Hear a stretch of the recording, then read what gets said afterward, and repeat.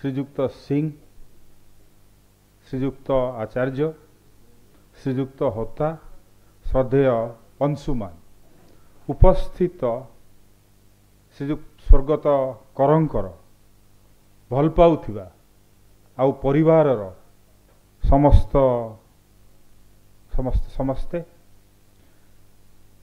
मोर ओडिया साहित्य की संस्कृति रे एते ज्ञान न थाई पारे, मात्र मु एकाडेमिकाली पढ़िबा बेले जो माने साहित्य संस्कृति विषय किसी जानी थिले, यथा कृष्णचंद्र पाणिग्राही प्रोफेसर और प्रोफेसर करुणा सागर बेहरा पाखे ओडिया इतिहास और संस्कृति विषय रे अध्ययन करी। तेणु जेतिकटा तापरे बहुत दिन बाहर मु पुलिस चाकरी करछि कि अन्य से भली चाकरी करछि, किछिटा श्रीजुक्त करंकर जहाँ अवदान भविष्यत रे कौन हो पारिबो ए विषय मु कहिया जाउछि।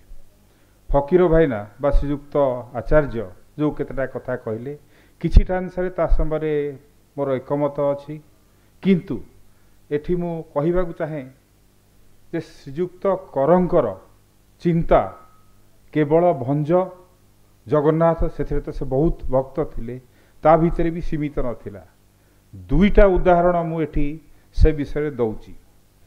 से कोठी पढ़िले जे श्री चैतन्य कटक पाटे पुरी गला बेले कटक रे गोटाए जगन्नाथ मंदिर थिला, से कौन सी जगार ताकू देखिले मते कहले जे तुमे एठी से भली एक पुराना मंदिर किंबा तार अवशेष मु किला पड़िया रहूली विषय जदि मते कहि परिबो ताहले मु से बहुत खुशी हो बोली कहले एटा एठी अछि।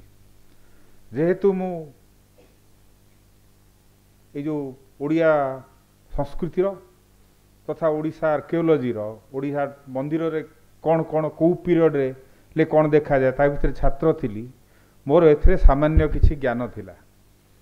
तेणु मु से अंचल को खोजी चलली, खोजी चालू चालू वर्तमान जो गोरा कबर ता सामने रे किछि जगार 1200-1300 शताब्दी सेठी किछि मंदिर थिबो तार भग्नावशेष मु पाइली।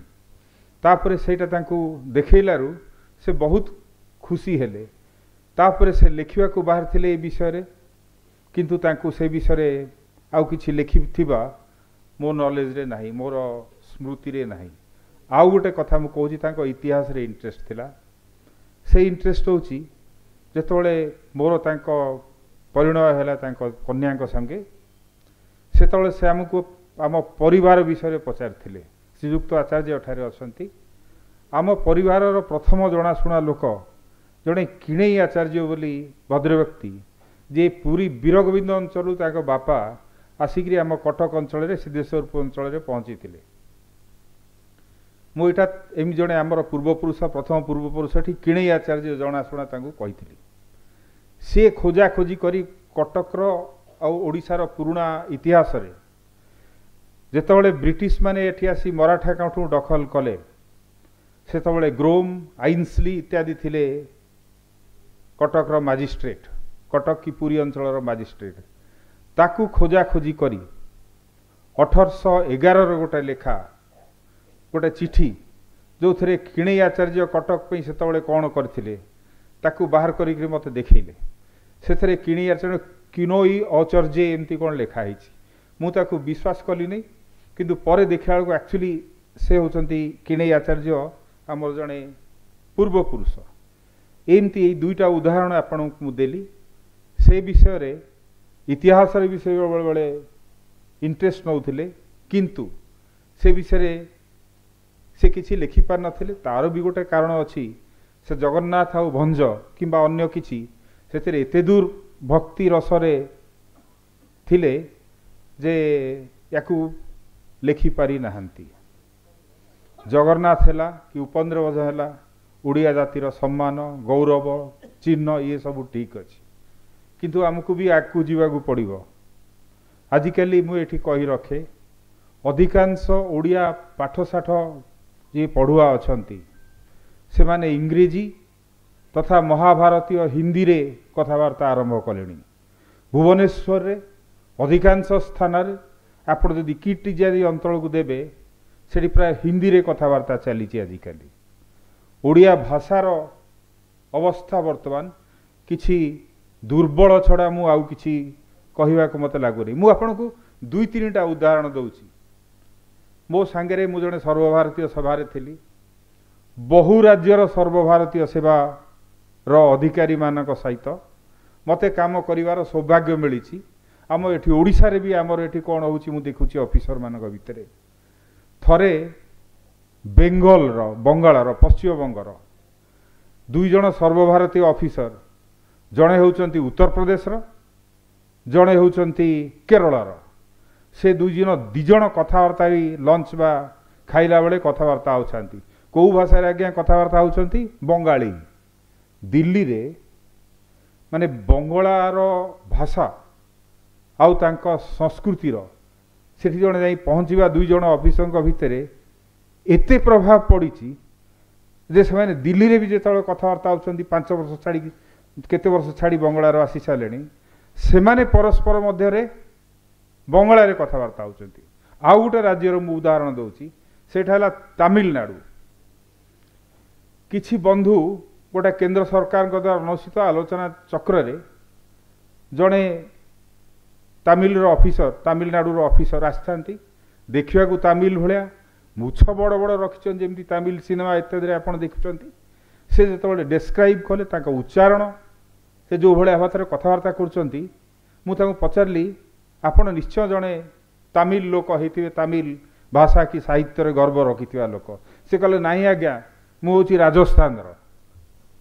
ମାନେ ଇଏ 2ଟା ରାଜ୍ୟରେ ବଙ୍ଗଳା ଆଉ ତାମିଲ, ସେମାନେ ତାଙ୍କ ସଂସ୍କୃତି ଏମିତି ଯେ ଯିଏ ସେଠି ଯାଇ ପହଞ୍ଚିଲା ସେମାନେ ତାଙ୍କୁ ଭାଷା ଆଉ ସଂସ୍କୃତିର ଏକ କରିପାରୁଛନ୍ତି। ଏଇଟା ଆମ ଓଡ଼ିଶାରେ ଅଛି କି? ଏଇଠି ଅଫିସର ମାନେ ଆମର ଜଣେ ଓଡ଼ିଆ ଆଉ ଜଣେ ବାହାରର ଅଫିସର ବହୁତ ଏଠି ଅଛନ୍ତି। ତାଙ୍କ ଭିତରେ କଥାବାର୍ତ୍ତା ହେଲା ବେଳେ ବହୁତ କମ୍ ସମୟରେ ଓଡ଼ିଆ ଭାଷାରେ କଥାବାର୍ତ୍ତା ମୁଁ ଦେଖିଛି। ସେମାନେ ଇଂରାଜୀ କି ତା ଅପେକ୍ଷା ହିନ୍ଦୀ ଏ ବିଷୟରେ ସେମାନଙ୍କ ଭିତରେ କଥାବାର୍ତ୍ତା ହେଉଥିବେ। ଦିଲ୍ଲୀରେ ବହୁତ ଲୋକ ଯାଇ ଓଡ଼ିଶାରେ ପହଞ୍ଚିଲେଣି। ମୋ ନିଜ ପରିବାର ଲୋକମାନେ ବି କେତେ ଅଛନ୍ତି, ବର୍ତ୍ତମାନ ତାଙ୍କ ଭାଷା ଓଡ଼ିଆ ନାହିଁ, ହିନ୍ଦୀ ହେଇସାରିଲାଣି। ଆମ ଭିତରୁ ଅଧିକାଂଶ ଲୋକ ଏଠି ବସିଛନ୍ତି, ହସୁଛନ୍ତି, ଯାହାଙ୍କ ନାତୁଣୀମାନେ ହିନ୍ଦୀ କହୁଛନ୍ତି, ହେଲେ ଯେ ମୋ ନିଜର ଭଣଜା ବି ହିନ୍ଦୀ କହୁଛନ୍ତି ଏମାନେ। ଯେ ୟାକୁ ଆମକୁ ଦେଖିବାକୁ ପଡ଼ିବ, ୟା ପାଇଁ କ'ଣ କରିବାକୁ ପଡ଼ିବ? वी हैव टू ଓଡ଼ିଆ ଭାଷାକୁ ସଂସ୍କୃତିକୁ ଆମେ ବଜାୟ ରଖିବାକୁ ଚାହୁଁଛୁ ନା ନାହିଁ? କେବଳ ଗର୍ବ କରି ଚାଲିଥିବା? ୟାକୁ ଭାବିବାର ସମୟ ବର୍ତ୍ତମାନ ଆସିଲାଣି।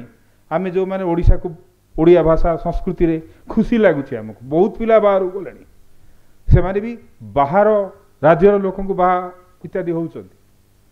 ୟାର ଶ୍ରୀଯୁକ୍ତ କରଙ୍କର ଗୋଟେ ଅବଦାନ ମୁଁ ଆପଣଙ୍କୁ କହୁଛି। 2ଟା କଥା ଆପଣଙ୍କୁ ମୁଁ ଏଠି କହିବି। ମଝିରେ ମଝିରେ ମୋର ତାଙ୍କ ସାଙ୍ଗରେ କଥାବାର୍ତ୍ତା ହେଉଥିଲା ଏ ବିଷୟରେ। ମୁଁ ତାଙ୍କୁ କହିଲି ବର୍ତ୍ତମାନ ଯେତେବେଳେ ଆସିଲା ଇଲେକ୍ଟ୍ରୋନିକ୍ ମିଡ଼ିୟମ୍, ମୁଁ କହିଲି ଆପଣ ଯଦି ମୁଁ ଯେତେବେଳେ ପ୍ରଥମେ ତାଙ୍କୁ ସେ କହିଲି ସଭା ସମିତି ଇତ୍ୟାଦିରେ ସେ ଯାଇଥିଲେ, ମୁଁ ତାଙ୍କୁ କହିଲି ଓଡ଼ିଆ ଭାଷାର ପ୍ରସାର ଆମେ ଯଦି ଇଲେକ୍ଟ୍ରୋନିକ୍ସ ମିଡ଼ିୟମ୍ରେ ହେଲା, ତାକୁ ଯଦି ନ କରିପାରିବା ତାହେଲେ ଆମେ ପଛେଇ ଯିବା। ଇଲେକ୍ଟ୍ରୋନିକ୍ସ ମିଡ଼ିୟମ୍ରେ ଯଦି ଓଡ଼ିଆ ପ୍ରାଚୀନ ଯେଉଁ ଆମର କଳା ସଂସ୍କୃତି ଅଛି ତାକୁ ଯଦି ପ୍ରଚାର କରି ନ ହେବ, ମୁଁ ବହୁତ ଖୁସି ଯେ ସେ ଯାଇକରି ଯେଉଁ ପାଲା ସଂସ୍କୃତିକୁ ଇଲେକ୍ଟ୍ରୋନିକ୍ ମିଡ଼ିୟମ୍ରେ ଯାଇ ପ୍ରଚାର କରିପାରିଲେ, ଯାହା ଯୋଗୁଁ ପାଲା ଯେଉଁ ଆମର ବହୁତ ପ୍ରଚାର ହେଇପାରିଲା। ସେହିପରି ଭାବରେ ଆମର ଓଡ଼ିଆ ଭାଷା ଉପେନ୍ଦ୍ର ଭଞ୍ଜ କୁହନ୍ତୁ କି ଜଗନ୍ନାଥ କୁହନ୍ତୁ, କିନ୍ତୁ ସଦାବେଳେ ତାକୁ କହି ଗର୍ବ କଲେ ତ ହେବନି, ତା ଭିତରେ ଆଉ ଅଧିକା ଯିବାକୁ ଅଛି। ଆଧୁନିକ ଯୁଗରେ ୟାକୁ କେମିତି ଆମ ପିଲାମାନେ, ଆମ ଉତ୍ତର ପୁରୁଷମାନେ ୟାକୁ କେମିତି ସ୍ୱୀକାର କରିବେ ଆଉ ଆଗକୁ ନେବେ। ବେଶୀ ସେଇ କଥାକୁ ବେଶୀ ଗର୍ବ କଲେ କ'ଣ ହେବ? ଆପଣଙ୍କୁ ମୁଁ ଗୋଟେ ଉଦାହରଣ ଦେଉଛି। ଜଣେ ମୋ ସାଥୀ ଗୋଟେ ସର୍ବଭାରତୀୟ ସେବାରେ ଇଣ୍ଟରଭ୍ୟୁ ଦେବାକୁ ଯାଇଥିଲେ। ସେଠି ଯାଇ ଜଗନ୍ନାଥ ବିଷୟରେ ଏମିତି କହିଲେ ଯେ ଜଣେ ଇଣ୍ଟରଭ୍ୟୁଅର ତାଙ୍କୁ ପଚାରିଲା जगन्नाथ को चारिकड़े सूर्य बुलूचे कि ठीक अच्छे आम जगन्नाथ संस्कृति को प्रचार करिया कि बढ़ेवा किंतु ताकू आजिका दिन रे किभली प्रचार करी हबो मीडिया को किभली भाव तार सद्व्यवहार करिया को हबो ए विषय भी भाविबार बहुत अवकाश अच्छी श्रीजुक्त कर मु जेमती कहली से संपूर्ण भाव में ए सबू आकु जो जाउची से परिचित थिले मु कहली पाला को आज जदि आउ थरे मीडिया रे से आनिकरी परिचय दे पारले उत्तर पुरुष मान पाखे से धन्यवाद देवाक पड़ो तो से एटा से निजे करि पारले जो ओडिया संस्कृति जगन्नाथ कल्चर को संस्कृति को से केते वर्ष धरी से कही आसुले रेडियो इत्यादि रे से ताकू प्रचार करी आसुले तेणु आज मोर आपण सामने आपण माने गुणी माने बहुत ए विषय जानी आम ओडिशा भाषा संस्कृति को गोटे टाइम रे जेतबळे बंगाली हो कि अन्य कौन सी डोमिनेंट ग्रुप रु आम ओडिशा भाषार संस्कृति उपरे आक्रमण थिला सेतबळे से माने बहु संग्राम करि पारथिले से विछंद चरण पट्टनायक नेतृत्व रे तांकर जो मान कथा जानी जो माने ता करि पारे वर्तमान हमकु ता आकु जीवाक अछि जोटा श्री कर आरंभ करि पारचंती इलेक्ट्रॉनिक मीडिया रे से बेलर जड़े लोक ओडिया संस्कृति एत दिन नहीं पारे ता आगू कौन अच्छी वर्तमान आम समस्ते तथा अंशुमान जी जड़े उत्तर पुरुष से भली लोक मान भावी आमको ओडिया संस्कृति को आगू नवाक पड़ो आज्ञा मु जड़े अज्ञ लोक ओडिया साहित्य और संस्कृति उपरे किंतु आज दिन रे मोर एटा चिंता आउ किछि भूल हेले मते आपण क्षमा दे बोली मोर ये किंतु आपण मानकु धन्यवाद मत शुणिबारु जय जगन्नाथ।